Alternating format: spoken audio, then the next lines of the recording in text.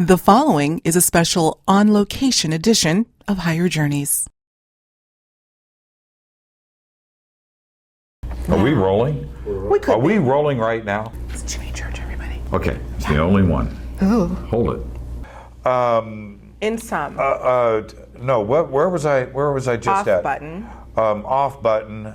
Oh man, edit this.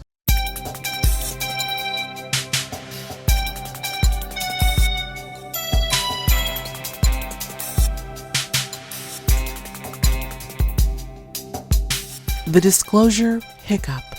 The SpaceX launch. Nuclear war. Artificial intelligence.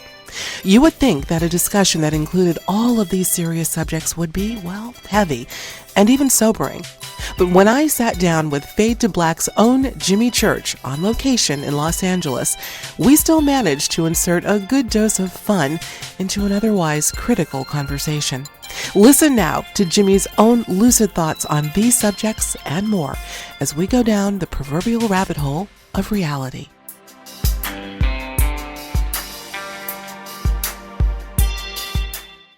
All right, look, Okay. if you don't know who we're talking to by now, I just don't know. You got to know who the man is. I call him the Fade to Black man. He's not the black man, but he's the Fade to Black man. Jimmy, it is so good to see you. Great to see you. Great to see you. Seriously, we're here. We made it. We're here. We made it. Outside of that door is 15,000 people. That's right. That's pretty and nuts. growing every year. I have a feeling I know. this is going to be. We are at the Conscious Life Expo, of course, the 16th annual Conscious Life Expo. How many years have you been doing this? This will be our fifth year. Fifth year. Fifth year. Fourth year that I've hosted the Ancient Aliens panel. Yeah, and we nice. always, in the years gone past, we've always broadcasted Fade to Black on Friday night in the main ballroom downstairs, and it was great. And then we would do the Ancient Aliens panel at 8:30 in the morning on Saturday. Wow. So I broadcast until 10 o'clock, have a nice after party. Right. And then 4 hours later, get up for the 8:30 in the morning, panel, and do that for 2 or 3 hours. And this year we just decided, no, you know what? Let's take the Ancient Aliens panel. We'll do that and make that the keynote thing on Friday night. So everybody that wants to see the Ancient Aliens, because getting up early in the morning is great, but it's great if you want to do breakfast. But if you're an attendee at a conference like this and you're going into an important panel like that at 8:30, it's exhausting. Yeah, of course it is. So we moved it over to Friday night, so I'll be doing that in just a few hours. That's right, you will. So the frenetic pace. Well, I wouldn't expect anything less from you when he's walking in with his Red Bull and his. This is the promo episode. This is the in person, the Fade to Black blend. This is River Moon Coffee. We're gonna plug this a little bit more toward the end of the show. Sure. Is this the type of stuff that'll keep you going for that? a while? For you, after the flight that you just took, I know, right? This is exactly what both of you need. Yeah. So we'll make sure we grab one or two. Absolutely. So listen. Oh my gosh, the timing could not be more impeccable. So much to talk about. And Jimmy and I have to tell you, whenever we get on the phone, it's supposed to be like a 2-minute call, and it ends up being maybe not 2 hours, but pretty damn close because there's just so much. I think we've done a 2-hour one. Yeah, well, we did the twice. show. I had so much fun on your show. It was great. You made it easy. Yeah. Having you on, we have a lot to talk about. Yeah. But what was really great, because we do interviews a lot, but who we don't interview is one of us, right? A host. And so it allowed me to kind of kick back and enjoy the moment, knowing that we could react off of each other as two hosts. And it was not quite like taking the night off, but it was like taking the night off because, and I knew it was going to be like that, and it was a great show, and it was just amazing. Well, you do a lot of them. Let's get into some stuff because you heard this man is going to have the frenetic schedule, so I want to get into some of the things that are going on. I'd be remiss if I didn't bring up first and foremost, Jimmy, the New York Times article. Now, it's been December 6th. It's been close to a month and a half since this story broke, and I think you all know what we're talking about. But there have been so many subsequent rumblings, things that have come out, things that everyone's still trying to sleuth what this is all about. I have been completely fascinated with the timing of this, whatever it may denote in our history of disclosure. Mm-hmm. Can you give us a scoop on what you have learned since this story broke, and anything new that we should know? Okay. Do I know where you're going? Okay, so are you referring to some of the things that I've been talking about in the last 2 days? I don't know. You tell me. Oh, okay.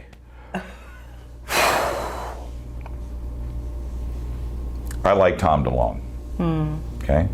Now, even just starting off a statement like that says, okay, holy crap, where are you going with this? I have said, I've had him on the show, I've talked to him a lot, I've read statements for him, coast to coast, fade to black, right? Okay. And December 16th happened, it was great. But before that, October 11th was his press conference that he did the live video feed. December 16th, 2 months later, was the New York Times. It has now come to light. Now, there's no question that my excitement with disclosure, yours, everybody's woo, it's in the mass media and this thing is happening right now, great. The community finally was able to get these emotions out and disclosure. Oh, okay, now what's next? This is great. Okay, all right? Yeah. As it turns out, it may not be what we think it seems. Right. And what happened was this. And now, there was a lot of really good researchers out there that have been working on this for a few months. But without stirring the pot, and I just want answers, and I'm not here to cause trouble, and I don't want bad things to happen to the Stars Academy or Tom DeLonge or anything. I want those efforts to continue. Mm-hmm. But the color photograph of the Tic Tac UFO was not a Tic Tac color photograph of a UFO. It was a helium party balloon. Okay? Really? And this is a fact. This is nothing. I didn't do this. The photographs that they said they misled. They suggested that this was taken off the coast of San Diego. Mm-hmm. And tell me the year again. This 2004. 2004. Okay. As it turns out, this photograph that they showed of the helium balloon wasn't from San Diego and the Nimitz. It was shot in Manchester, England in 2005, and it's been on the balloon, and it's been on the internet since 2005. I have been since contacted by the original guy that photographed it. His name's Stephen Mara. Now, okay, that doesn't mean that the two videos are not authentic. So, I don't know. I don't possess the videos. I'm a radio host. I'm only reporting the story. Right. But in the interest of transparency for our community, they need to understand that the color photograph that I got my hopes up on and that they got their hopes up on was not a UFO, was not alien technology. It was a helium-filled Mylar party balloon. And so now, this story broke. It broke officially about a month ago. Yes.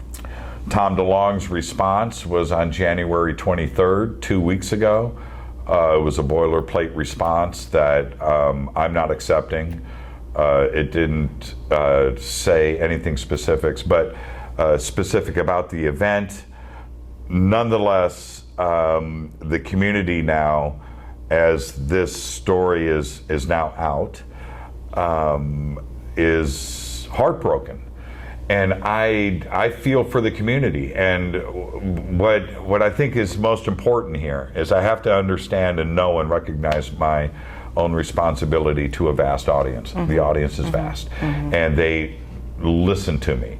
And so I have to be very cautious on things where I may appear to be backing or propping up or supporting You can't do that. I have to leave that up to the audience. That's a cardinal rule of journalism as well, of but course. in the case of DeLong and what happened on December 16th, I went all in. Yeah. Like we all did. And I'm pissed. You know? And well, I don't think you should. I don't think you should. No, I am. No. And I'll tell you why. I tell you why. I had the same emotional investment that we all did. It's my career. I want to know what's the bottom line of this UFO thing. You and I have talked about that. Right. And so the audience that is dependent on a few sources of information, they listen to different things and watch different things for their information, and disclosure happens, and I'm excited, and woo team, and as it turns out, we've been misled.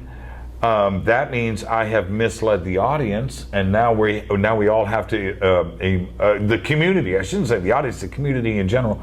And now, what do we do? Where do we go? It's just like once again we got our hopes up, and think about the Roswell slides, and what that did, and the fake mummy, and the little thing, or these different events that have happened in ufology where looked good for a second, everybody got excited, and then boom. And in this case, what is upsetting to everybody, the reason why the emotions were so high and excited about disclosure is because DeLong had brought forward Elizondo from the Department of Defense. He brought in Chris Mellon from the CIA. He's got Stephen Justice from Skunk Works. He's got Hal Puthoff.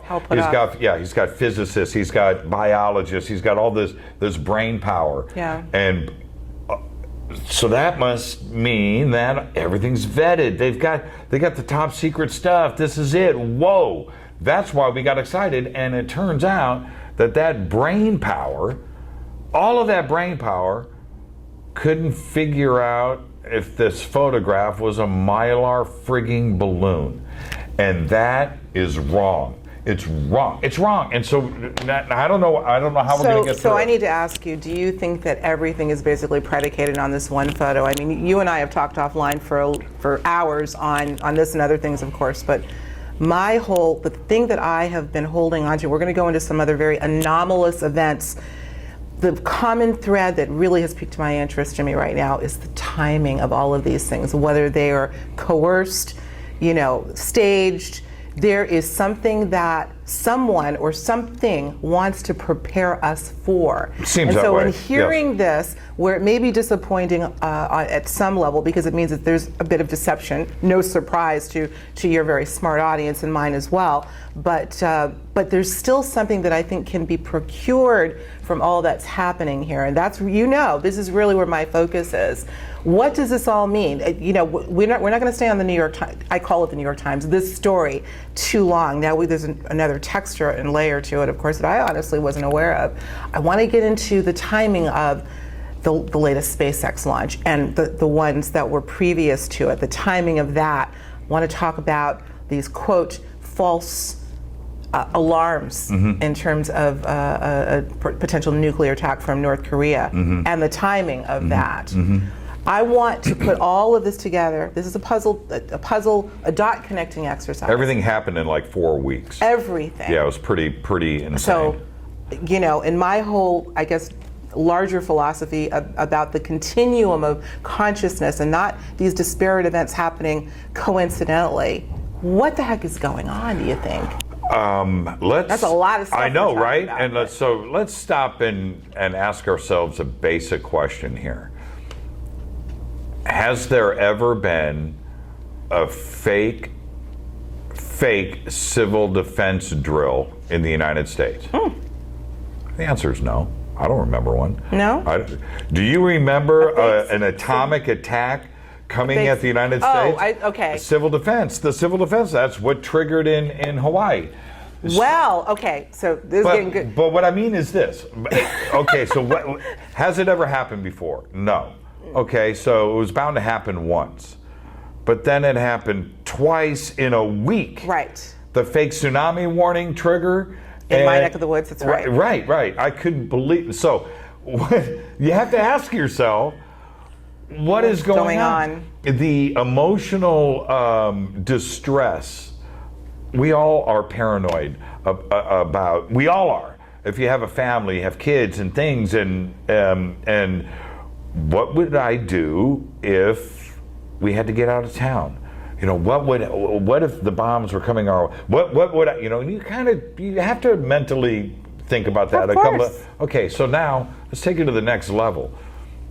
You're in Hawaii and they go, you got 20 minutes to say goodbye to everybody that you love. And this is not a drill, right? Wait a minute. I don't have my bleeping stuff together here. I didn't say I love my daughter this morning before she went to school. She's an hour away. I got 20 minutes. These mental, what did they go through? Right. And that's where I call BS on this.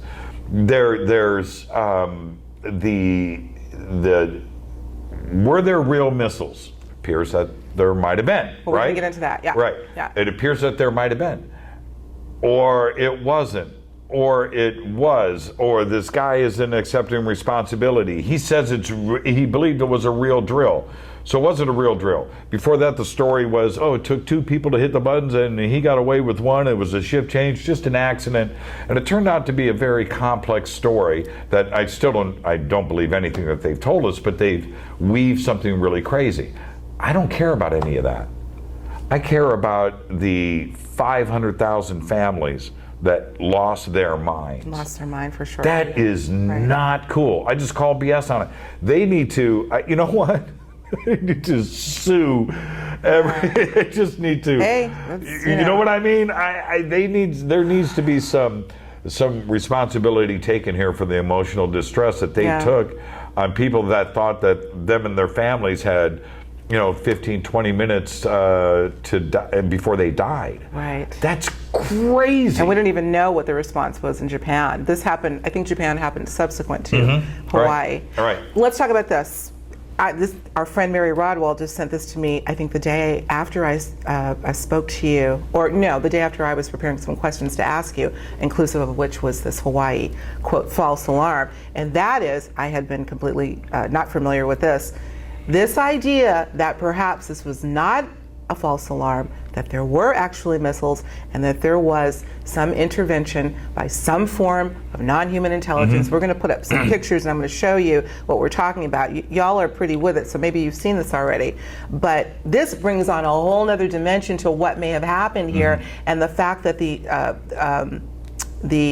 intelligence agencies, et cetera, had to form a narrative to take attention off the fact that they may have been shut down by UFOs. Right. All right. The images, and if they're up now, I saw a huge set of these, and I read the article that Mary sent you. There was a specific set of, and I don't know if it was a ferry or if it was a party boat, but it was a civilian, large boat with a lot of people on it, on this upper deck, taking pictures of these light flashes that were going on in the sky. Right. And what looked like, to me, it looked like a couple of plasma energy sources that were... One was very three-dimensional. Totally. And then you see this flash in the sky that looks like a missile explode, or something exploded. But it was at the same time when this alarm was going off.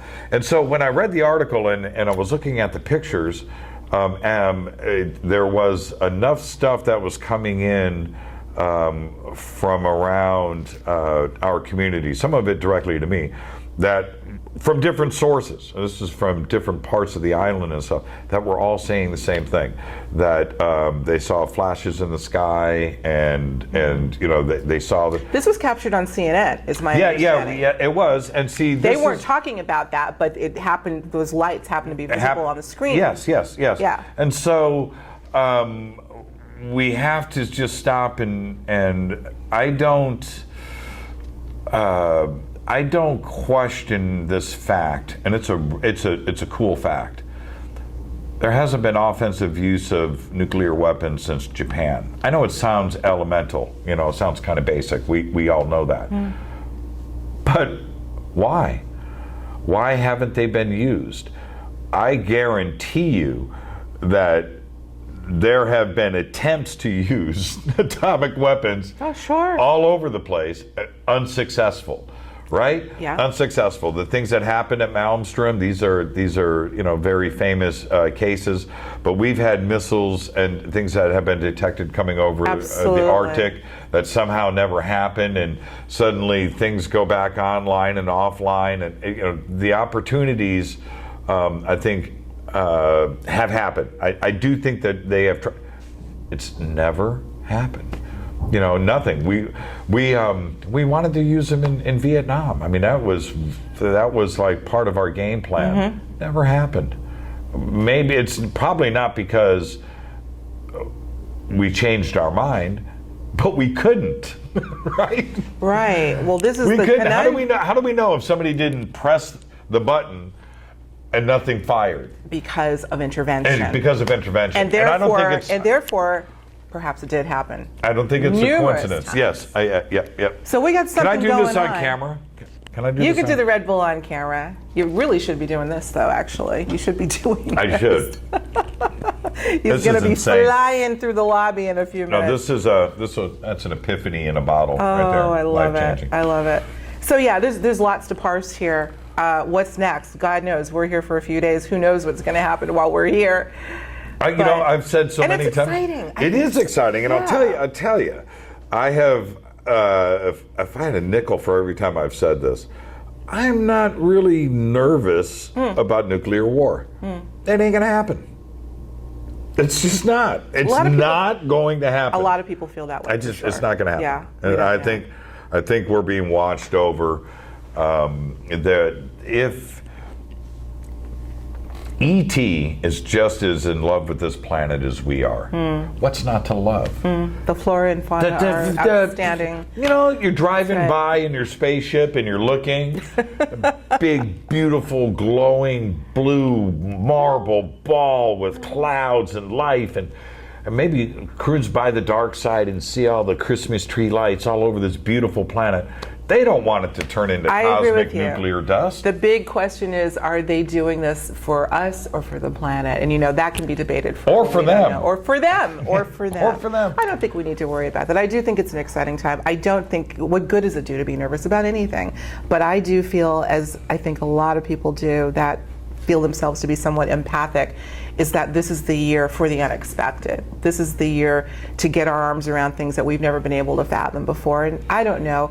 I don't know if I had said this to you or to somebody else recently, that all the things that we think are in control of Homo sapiens sapiens, those are the elites that are planning all these things with meticulous strategy.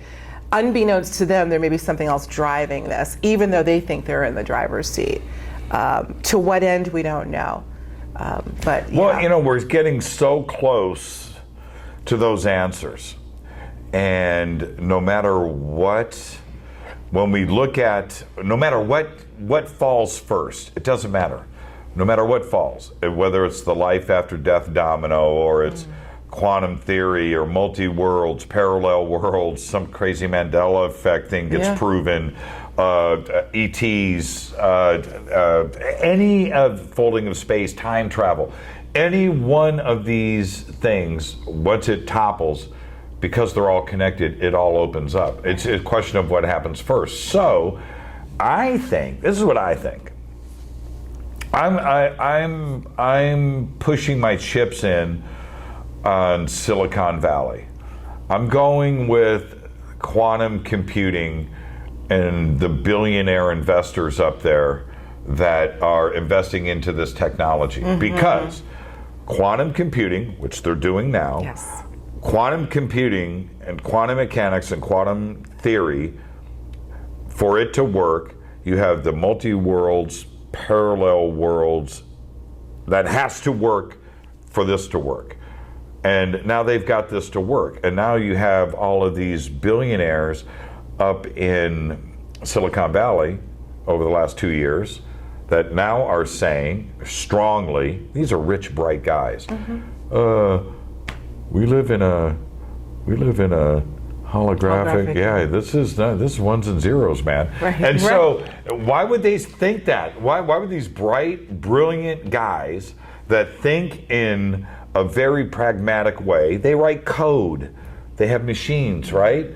They don't live in this supernatural world that we live in, but they do now. They do now. Because now they realize that there are parallel worlds that these quantum computers are using to operate, and the only way this can work is if there's parallel worlds. So if there's parallel worlds, which one are we in? Right? Yeah. So I'm betting on that first. And so if this works, that means Mandela effect, that means time travel is right out over here. Quantum theory and quantum mechanics now tie together space travel faster than the speed of light, folding space, teleportation, the whole thing just poof. All bets are off. And then we have the answers on how ET has been visiting here, and we're doing this now. Well, one of them. Well, yeah, and let me explain. Let me go here for a second. Please. If we are right now, us, you, all of us, are the hillbillies of the universe. I think that would be a Okay? good analogy. Right? Yeah. And us, us, ding, ding, ding. If we are able to, as hillbillies, tackle this quantum thing, imagine what they are doing with this quantum thing just 1,000 years ahead of us, more advanced. Okay, not a million. Let's just go with the thing, because if we figure that out now, as hillbillies, and I mean that in the kindest of ways, but I want everybody to understand, us compared to the rest of the universe, they are looking at us as not that advanced. But if we have figured this quantum thing out in our stage of development, then they have already figured that out, and that's what they've been doing. And so that's my take. That's why my chips are kind of on Silicon Valley to start breaking these doors down. And we're right there. We're right there. I think, you help me segue so beautifully all the time. It's my Jimmy. job. It's your job. You my do it job. well. And so that brings me to the other just little issue that we've got. That some people feel are a blessing and some people feel are a curse waiting to happen, and that's AI. And the influence, based on some of the discoveries of the quantum computing, has implemented an AI process. Some people call it the takeover thesis, the AI takeover, and there is a thesis associated with that. I had this discussion with Richard Dolan. That's what we were discussing, the whole, edifice of AI, and is it a good thing or not? What do we got going on here, in your estimation?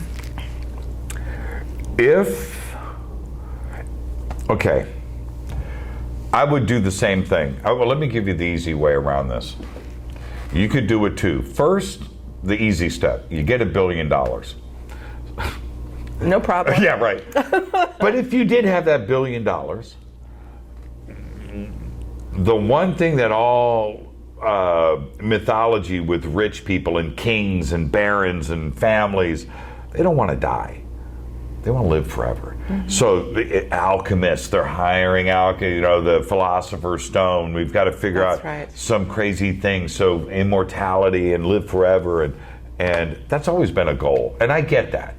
So if you had $1 billion today, and you had the ability with some bright minds around you to create an artificial intelligence that you could take your id, you, all encompassing, the soul, the id, the thing, right? The DNA. Not only your memories, because that's easy. The package. Right, everything.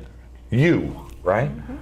And get that into an AI operating system. Now, it doesn't matter what your meat suit is, right? So, wouldn't that be what you would be pursuing? Of course. For them. For them. But what about the rest of them? Well, okay, so that's where it gets interesting. Yeah. Yes. So that's where it gets interesting, because you wouldn't have to necessarily have a robotic form. That would be cool, right? You look like this, or you look like a robot. You're mechanical, Robbie the robot, but your brain is there, right? Your mind. So you could technically at that point be immortal, but you don't even need this. That's right. You could live on a chip. On a chip.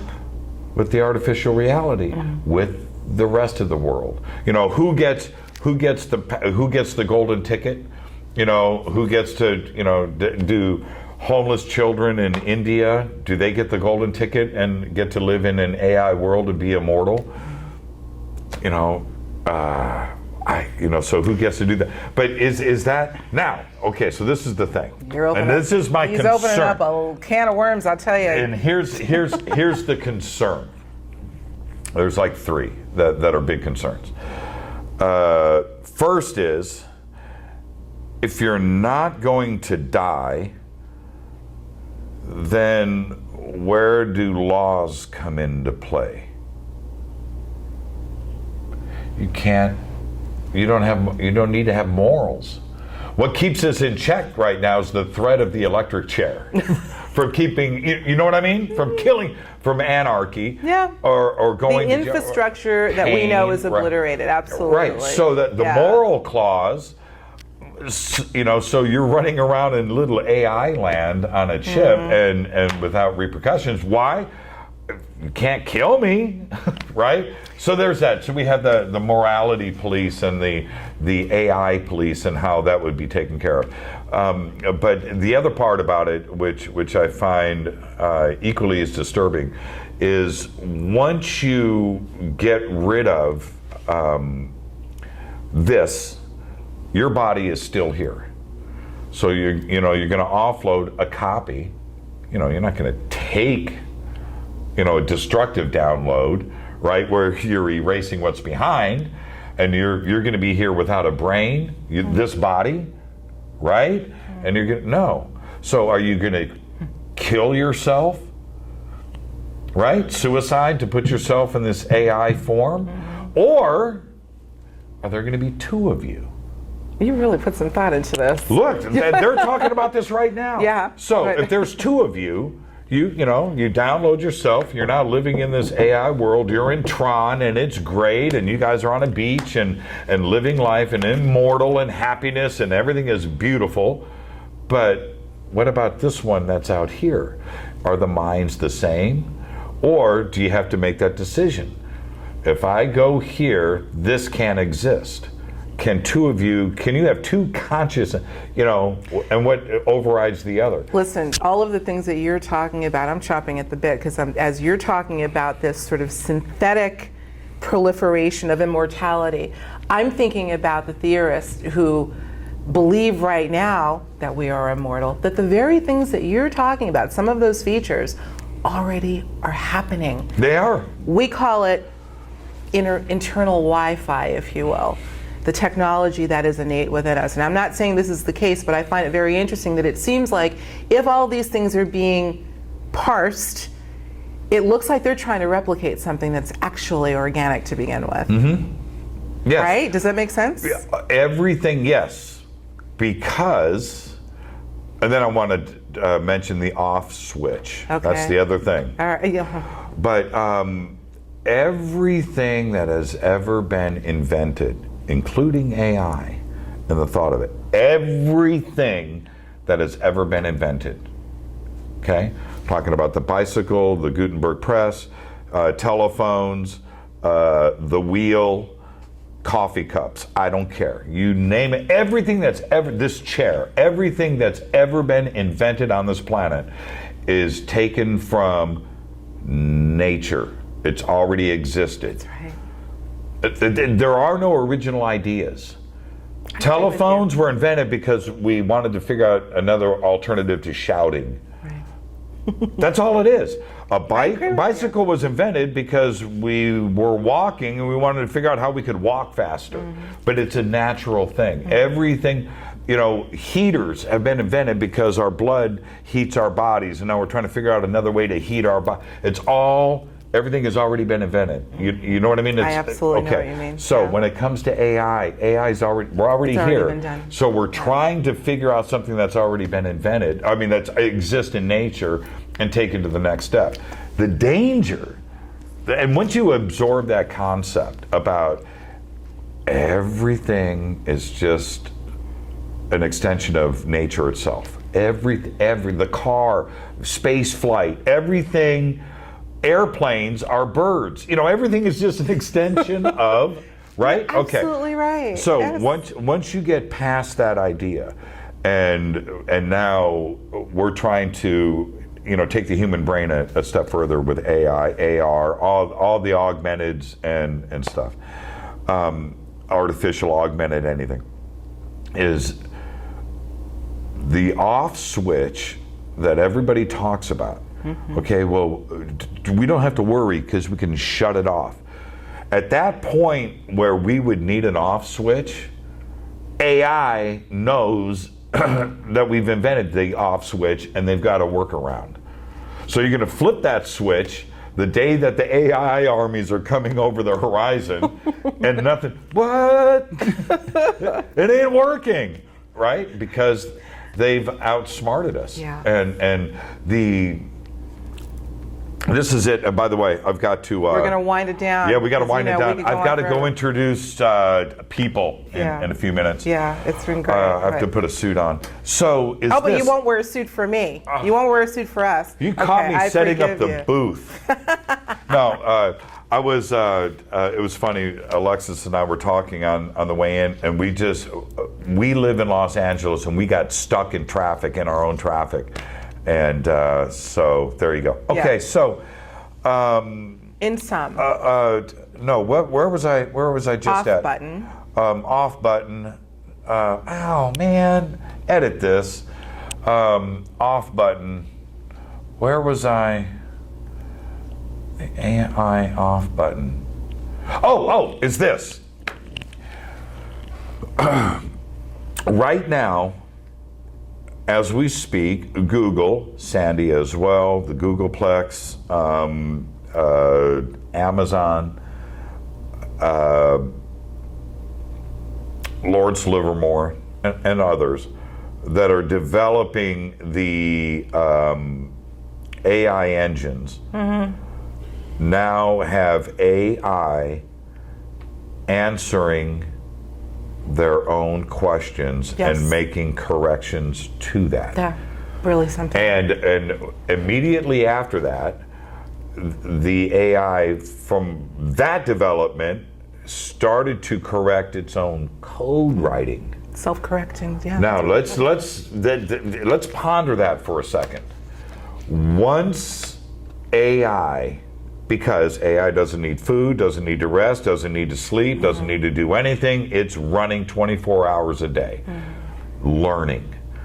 And so this Richter scale exponential curve that we're on, which is, it's going to do this in nanoseconds. So once they get to the point where AI gets to the point where it has achieved us, which is close.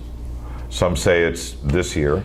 Ray Kurzweil said it could be as early as 2018. He's suggesting 2025 to 2031. Right. Okay, so the second that humans are here and the AI's here, the second that happens, from this moment forward, that intersection, they are, every second of the day that goes by, that first 24 hours, they're going to be 10 times human power. A week later, 1 million. 2 weeks later, they're going to be so much smarter than us. And that's where, right here, we got to pump the brakes. Yeah. We're at that intersection. Yeah, because once the singularity happens, once that very second, they will have the ability to tap into themselves, different processors and computer banks and server farms all around the world, and learn really, really fast, really quick, and mimic us with emotions, laughing and crying and figuring out our next step. Yeah. So that off switch, it ain't gonna work. Yeah. This will be funny to them. We got a lot. It's a scary to thought, think isn't of. it? It's scary. It's exhilarating. We're involved. We're connected to it all. As Let me know, ask you a this question. Okay. Now, Let me- this is the no. guy that has to go get No, changed. Go Yeah, ahead. no, let me ask you a You question. can stay as long as you want. Let me ask you a question. The movie Tron. You haven't seen it? You know, I don't watch TV and I don't watch. Okay.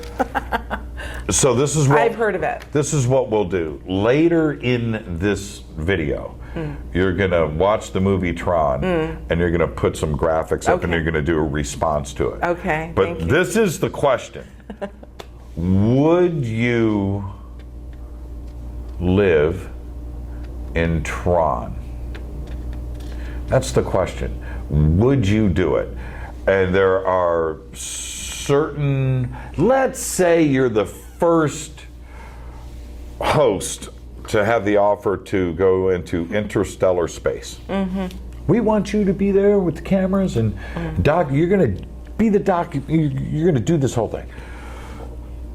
But to do it, Alexis, you can't live for 10,000 years. So what we're going to do, you can't live for 10,000 Okay. years. So your body. But to get to the next star system out there, Alpha Centauri, it's 4.5 light years away, right? You're going to go there, but we have to download you onto this chip. And you're going to interview and hang out with the entire crew in this virtual world. When you get there, that will offload you back into your cryogenic body. We're going to thaw it out. Would you do it? Not a chance. This is a great way to segue. We're going to take this out because we're going to end up in interstellar space if we keep going on down this road. I'm going to continue this with my segment, Conscious Commentary. I'm going to take you up on your offer. I watched the movie, but I will answer you right now. Absolutely, unequivocally, no. On that note. What if you could take your better half? Me and my better half is staying right here. I don't know. You can go if you want. Man, I think, Rita and I have discussed this, and we would do it if the food was good in virtual reality. And of course, if this could come along. I didn't know that they were going to have this here. This is River Moon Coffee, one of our big sponsors. They're here. They make the Fade to Black blend. Gotta have a little plug here. This is great stuff. Yeah, this is the limited edition cold brew. And cold brew, they started this last year. Now it's a big fad. It's a big thing. It's, cold brew coffee. But this is the most amazing stuff. Yeah. And they came to me, River Moon Coffee, a couple of years ago, and they said, we love Fade to Black. We hear you talking about coffee all the time. Well, we own our own, kick-ass coffee company. Yeah. And we would love to work with you. And they're great people, by the way. Yeah, they're awesome. Absolutely. And I was like, synchronicity, make your own reality. Right. I wanted my own coffee. There you go.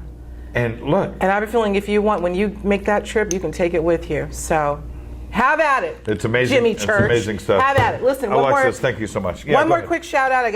These are your neighbors at your booth, the Angelic Healing Crystals. Larry and Karen were nice enough to look at this. Yeah, they're amazing people. I'm not even going to lift it because this is an amethyst crystal. I want you all to go. We're going to put the website up on the screen for you to see.